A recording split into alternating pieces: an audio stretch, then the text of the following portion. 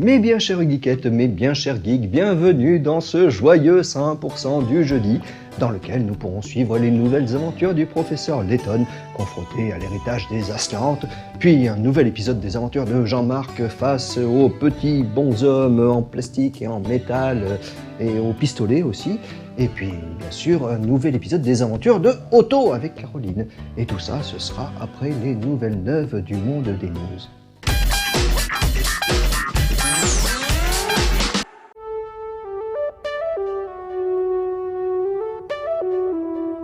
Les projets financés lors de la vague Kickstarter du printemps 2012 commencent enfin à se concrétiser. C'est le cas du sympathique Paper Sorcerer, un RPG de type Dungeon Crawler à la première personne, développé par un seul homme, Jesse Gallagher. C'est bien simple, Jesse a réalisé le game design, la programmation, les graphismes et la musique du jeu. Rien que pour ça, respect. Paper Sorcerer est un hommage à la saga Wizardry et plus particulièrement à Wizardry 4, The Return of Wyrmna. Dans cet épisode de la saga fondatrice du RPG, on n'incarnait pas le traditionnel groupe d'aventuriers au grand cœur, mais un sorcier malfaisant cherchant à s'évader de sa prison. Et bien dans Paper Sorcerer, c'est le même principe. Vous étiez jadis un puissant sorcier faisant régner la terreur avec vos hordes de créatures maléfiques, mais vous avez été vaincu par les larbins du roi qui vous ont emprisonné dans un livre. Ainsi s'explique la direction artistique unique du jeu, avec un rendu évoquant de l'encre noire sur un parchemin. Au cours de votre évasion, vous pourrez invoquer des créatures qui se battront à vos côtés lors de combats au tour par tour contre vos geôliers. Vendu seulement 5 $, Paper Sorcerer est un bon petit jeu qui mérite le coup d'œil, ne serait-ce que pour son parti pris graphique original.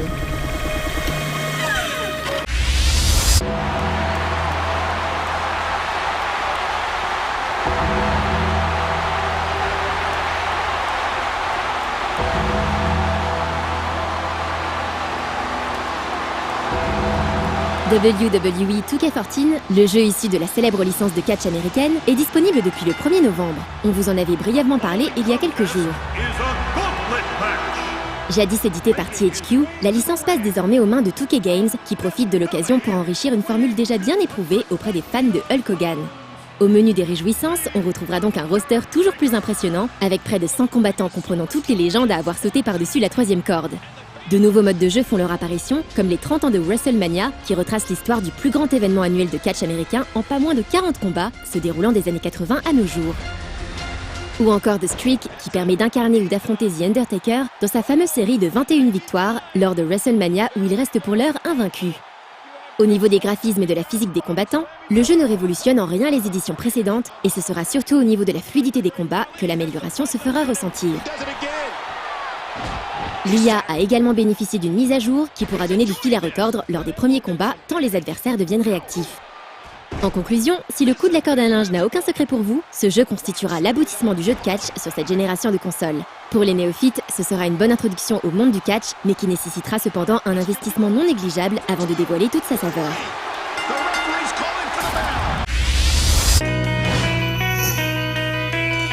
Nintendo a décidé d'adopter un nouveau modèle commercial pour la sortie dématérialisée de Wii Sports Club, un modèle équivalent à celui déjà proposé par Wii Karaoke U.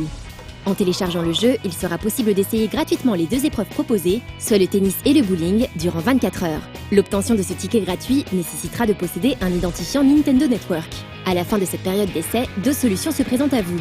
Acheter un nouveau ticket pour 2 € permettant de jouer 24 heures supplémentaires à toutes les épreuves proposées, ou acquérir définitivement un sport particulier pour 10 €. Si pour le moment seules 2 épreuves sont accessibles, d'autres arriveront par la suite, comme le golf, le baseball et la boxe. Autant dire que si vous achetez toutes les épreuves du jeu au fil de leur sortie, la note finale risque d'être salée. Les graphismes de Wii Sports Club sont bien entendu en haute définition, et désormais le jeu en ligne est géré, ce qui constitue tout de même un gros ajout. Pour jouer, il sera nécessaire de posséder des télécommandes Wii Motion Plus, comme c'était le cas pour Wii Sports Resort. Évidemment, on regrette que le golf ne fasse pas partie de l'offre de départ. Le tennis est en effet limité en termes de gameplay, malgré le gain en réalisme permis par l'utilisation des Wiimote Plus. Le bowling, en revanche, reste une valeur sûre et l'une des raisons du succès hallucinant de Wii Sports.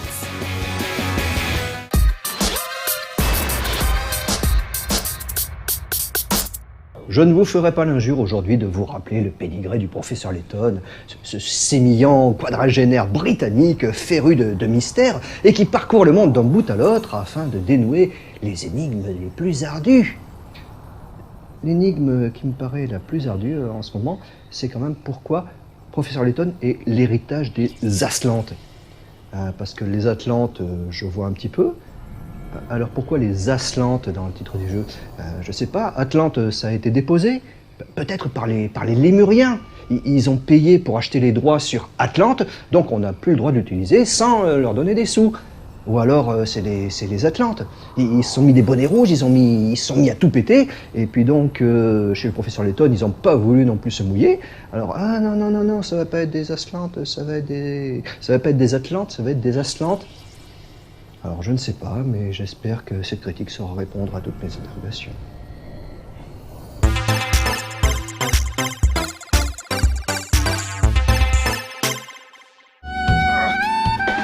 Adieu. Amy! La saga des jeux consacrés au professeur Layton a débuté en 2007 sur la DS de Nintendo. Développé par Level 5 avec la contribution de Tago Akira, un professeur d'université responsable des énigmes, ce mélange d'aventures, d'énigmes et de graphismes mignons a su conquérir un large public de par le monde. Qu'est-ce que c'est que ça? Hey, ils viennent par ici! Après une trilogie composée de L'étrange village, de la boîte de Pandore et du destin perdu, la saga avait fait un saut dans le passé pour une nouvelle trilogie concernant cette fois la jeunesse du professeur. Cette seconde trilogie, composée de L'Appel du Spectre, du Masque des Miracles, mais aussi du film d'animation La Diva éternelle, voit aujourd'hui sa conclusion avec L'Héritage des Aslantes, la toute dernière aventure du professeur Layton. Waouh, j'y crois pas! On est en train de voler!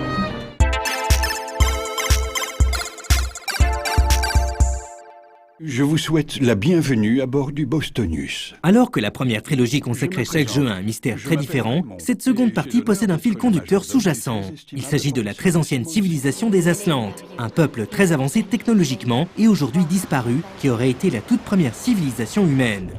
En réalité, tous les mystères de la seconde trilogie sont liés à des ruines Aslantes. Et ce nouvel épisode commence quand le professeur Layton est sollicité par un confrère archéologue, Desmond Sycamore, spécialiste des Aslantes justement. Celui-ci a fait une découverte fabuleuse, une jeune fille Aslante conservée vivante dans la glace. Mais cette découverte est convoitée par l'organisation Target, que l'on avait vu tirer les ficelles dans l'ombre dans les précédents épisodes et qui désire mettre la main sur la technologie Aslante. N'est-ce pas? Et il y a aussi le rival du professeur, le scientifique renégat Jean Descoles, qui lui aussi est en lice.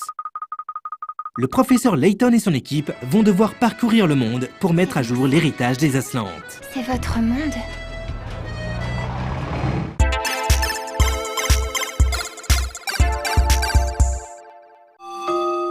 Le jeu se déroule d'une manière similaire au volet précédent.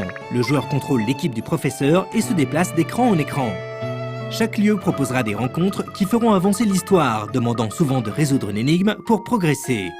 Et il sera possible et conseillé de chercher des interactions avec le décor pour trouver des pièces SOS, artefacts anciens et énigmes cachées. Comme dans l'épisode précédent, le Masque des Miracles, la 3DS apporte des décors en 3D relief, permettant parfois de contourner des éléments de décor pour trouver des indices. On y déplace une loupe en se servant de l'écran du bas comme d'un pavé tactile et la loupe change de couleur si une interaction est possible. Il est bien sûr conseillé d'être méthodique dans sa recherche. Le passage sur 3DS permet aussi de proposer aux joueurs des séquences d'action 3D, comme dans le volet précédent. Les énigmes demandent toujours de se creuser la cervelle pour récupérer le plus possible de points du jeu, les fameux picaras. Cette énigme était passionnante. Ces points donnent tout simplement un classement à la fin de l'aventure et permettent d'accéder à des énigmes supplémentaires. Et dans les énigmes, comme toujours, les énoncés peuvent être retors. Heureusement, les pièces SOS que l'on peut trouver lors de l'aventure peuvent être utilisées pour débloquer des conseils. Et Mamie Mystère sera toujours présente pour mettre à disposition les énigmes que l'on aurait oubliées en route.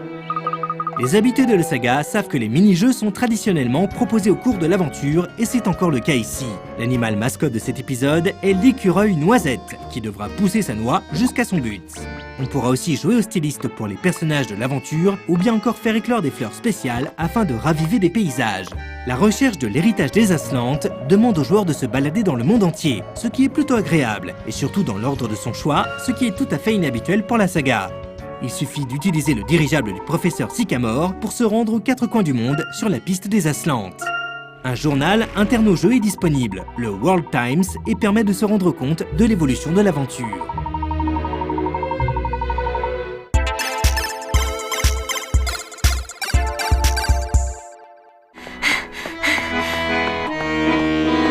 Pour ce dernier épisode des aventures du professeur, on sent que Level 5 a mis le paquet.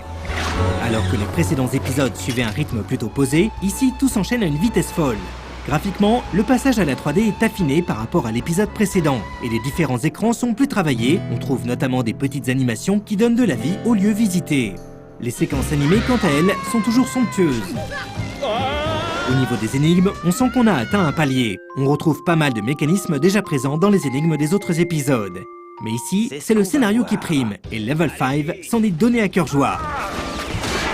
Les connaisseurs retrouveront même bon nombre de personnages marquants de la série cachés ici et là. Ce dernier épisode est une fin incontournable pour tous les gentlemen qui ont suivi les traces du professeur Layton à travers ses aventures. Trouvez la clé laissée par les Aslantes et montrez-vous digne de notre héritage.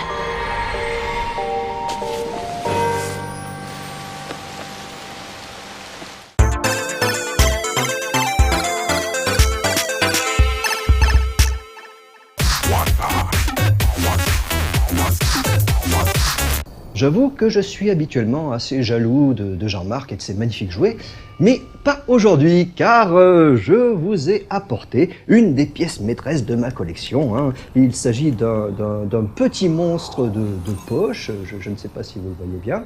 Hop, voilà, comme ça, avec une petite fleur sur le dessus. Alors en anglais on l'appelle Venusaur. En français, peut-être Florizard ou Bulbizarre, je ne sais pas, c'est pas marqué. Mais l'important, c'est que je sois un grand professionnel et que j'aime beaucoup mes jouets, comme Jean-Marc qui nous présente sa collection dans Metal Missile et Plastic Gun.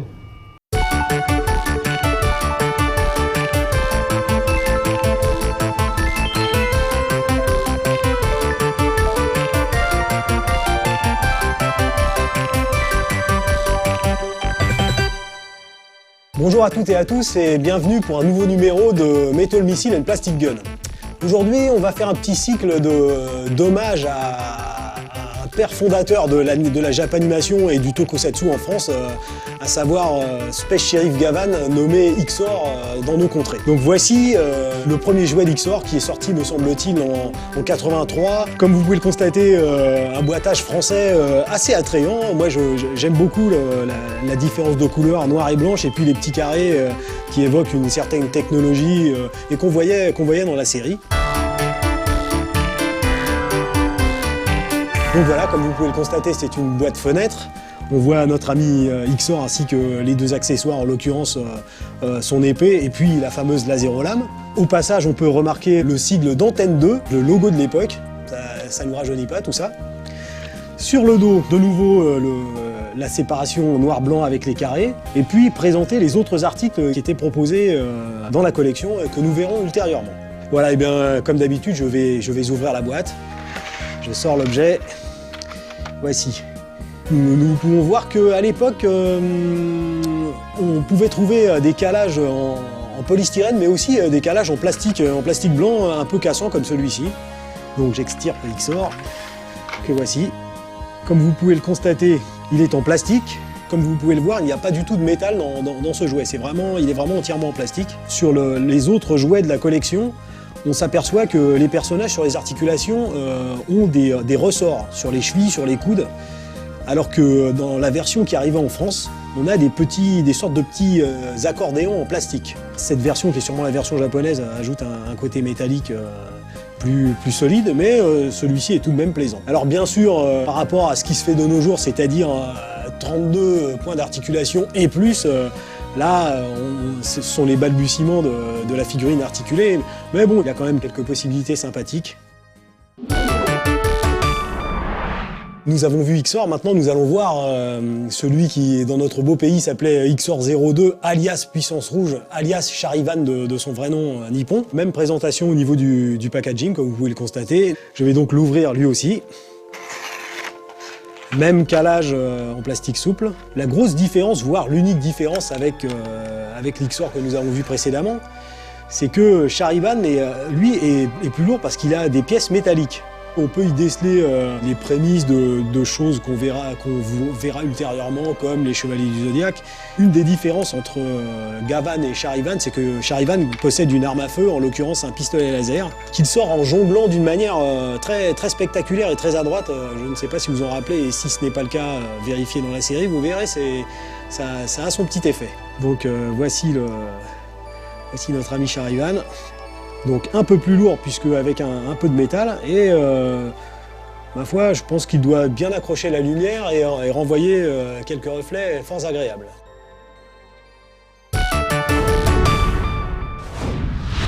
Voici pour les jouets respectivement de Space Sheriff Gavan et Space Sheriff Charivan, à savoir XOR et XOR-02 alias Puissance Rouge. Ça a été une série qui a vraiment été quelque chose de très très important en France pour l'animation en continuité, mais surtout pour lancer le tokusatsu.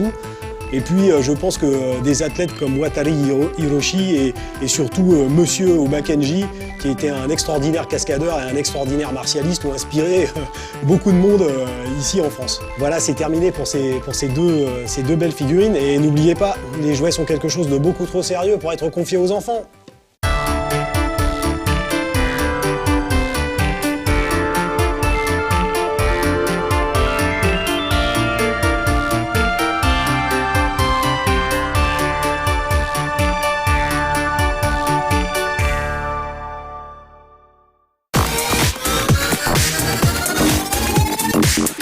Mais ma pièce préférée, ma pièce la plus précieuse de la collection, c'est quand même cette magnifique poupée. Cette poupée Caroline que j'ai achetée sur un site internet. C'est magnifique. Regardez, tout le détail, c'est... Quoi? Du SM? Non, c'est vrai que c'était pas cher. C'est Made in Hong Kong.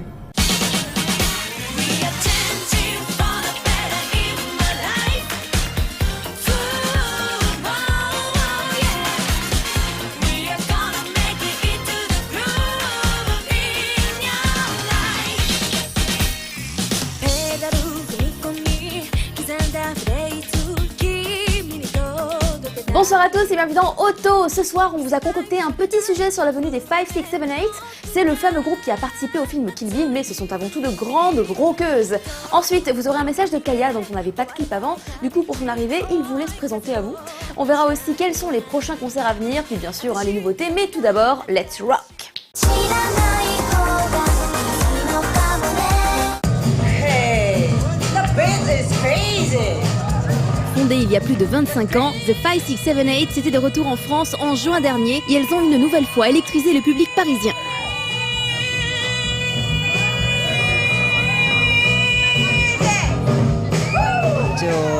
ずいぶん前につけたんですけれども、50年代、60年代、70年代、80年代、こうロックンロールのルーツを演奏するという意味合いで5、6、7、8でつけました。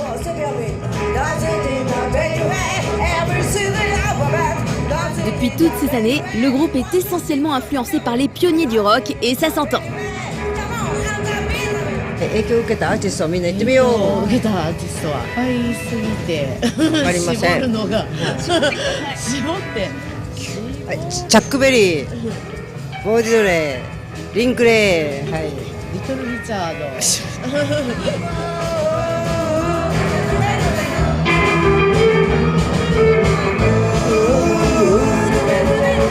Leur son très garage a su depuis longtemps séduire le public français, bien au-delà des seuls amateurs de J-Music. なんか私の勝手な印象でフランスの方ってこうちょっとシュールでこうなんかこう斜に構えてるような悪い意味でなくなんかそういう感じでこう見られるのかなと思ったら意外と熱い方たちが多くてびっくりしました。こっちもやっぱりテンション上がります。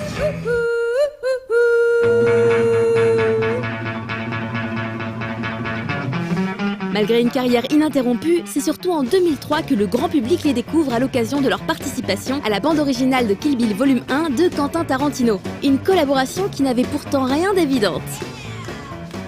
監督が日本になんか視察に来てた時にたまたま入ったお店で、かけてたのがうちの曲だったんですけども、でそこでこれは何だと。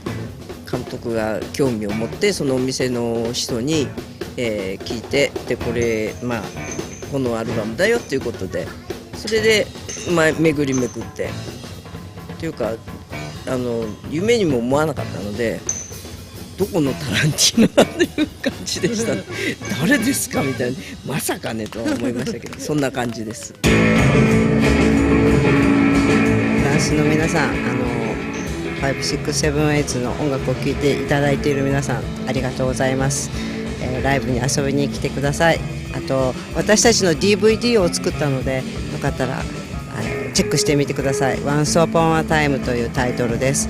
編集はフランスの方も手伝っていただいて、すごい私フランスの映画大好きなんですけれども影響を受けて編集しました。チェックしてみてください。よろしくお願いします。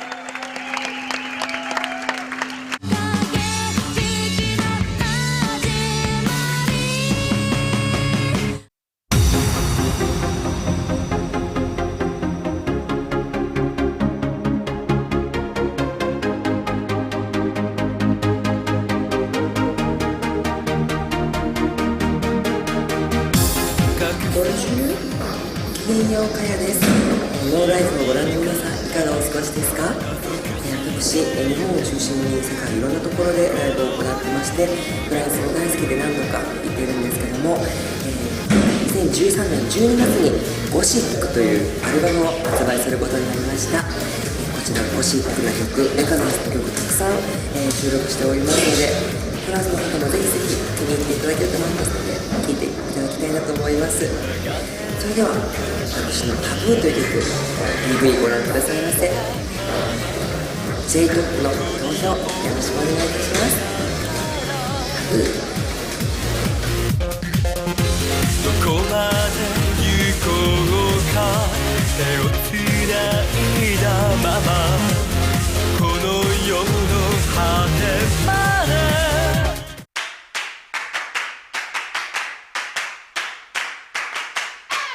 On commence les concerts avec les Who's the Beach dont la tournée française ne va pas tarder à commencer. A noter que le concert du 17 novembre à Paris à la Maroquinerie est annulé. Par contre pour les autres dates, elles seront bien là, alors ne les ratez pas.